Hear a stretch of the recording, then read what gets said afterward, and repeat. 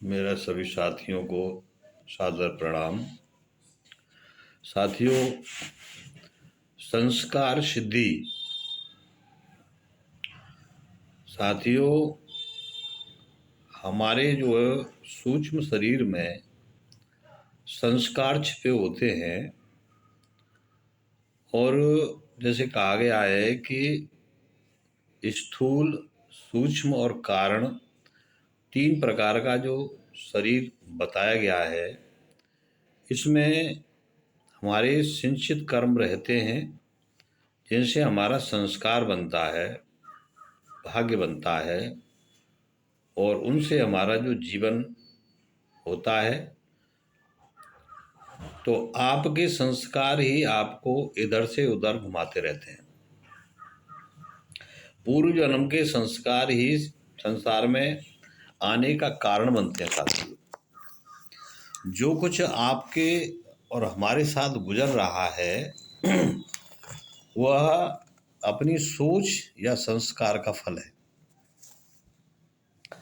आपका स्वभाव कैसा है वो आपके अपने भीतर जो विचार हैं या संस्कार हैं या संकल्पों से रचित हैं, आपके संयोग और वियोग द्वारा तथा संबंध का जो कारण है आपके पूर्व संस्कार हैं।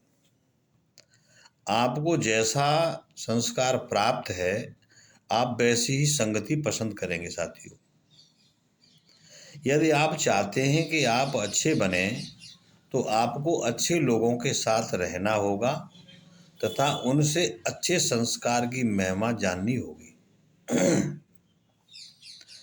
आपने अपने जीवन में देखा होगा कि व्यक्ति यदि चोरों में रहता है तो वो चोर हो जाता है। यदि कोई व्यक्ति को अच्छी संगति मिलती है या मिले तो वह साहूकार बन जाता है। कुछ लोग खुद को मिटाना चाहते हैं तो कुछ लोग खुद आगे बढ़ना चाहते हैं। मिटाने वाले लोग कांटे की तरह होते हैं और आगे बढ़ने वाले लोग फूल की तरह होते हैं। एक दुर्गंध फैलाता है तो दूसरे सुगंध फैलाते हैं। एक नाश करते हैं तो दूसरा रक्षा करता है। केवल रात और दिन का ही तो अंतर है। तो भाई, रात अंधेरा देती है और दिन जो है उजाला देता है, अर्थात जगा देता है, स्फूर्ति देता है। दुख न हो तो सुख की कोई कीमत नहीं है। जब किसी चीज का अभाव हो जाता है उसकी कीमत बढ़ जाती है और जो चीज बहुतायत में होती है तो वो जो है सलगड़ जाती है, उसकी कीमत नहीं रहती है, उसका महत्व घट जाता है। इस संसार में वो ही पुरुष महान होते हैं जो भीड़ से हट करके भला काम करते हैं, भीड़ में नहीं रहते। कार्य क्षेत्र को तो भैया अर्थ, धर्म, काम और मोक्ष है, इनको जानने के लिए कर्मयोग ही सर्वश्रेष्ठ है। कर्मयोग, क्योंकि बिना किए हुए कोई भी अनुभव नहीं होता। आपका लक्ष्य क्या है ये जानना जरूरी है। तो कहा भी है कि सकल पदार्थ हैं जग माही और कर्महीन नर पावत नाही।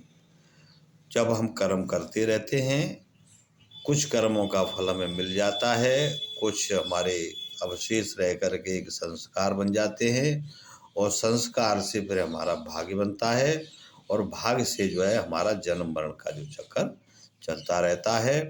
अतः सभी से मिलजुल करके रहें, सबसे प्यार करें, सबसे दुलार करें, क्योंकि सब में, सब वस्तुओं में आप ही खुद बैठे हैं। आपका ही स्वरूप सब में विराजमान है, वही ईश्वर है, वही सब कुछ है। तो सब में भैया अपने को देखें, सबको नमस्कार करें और सबके साथ सद्व्यवहार से रहें और अपने अच्छे कर्म और ऊंची सोच रखें। नमस्कार।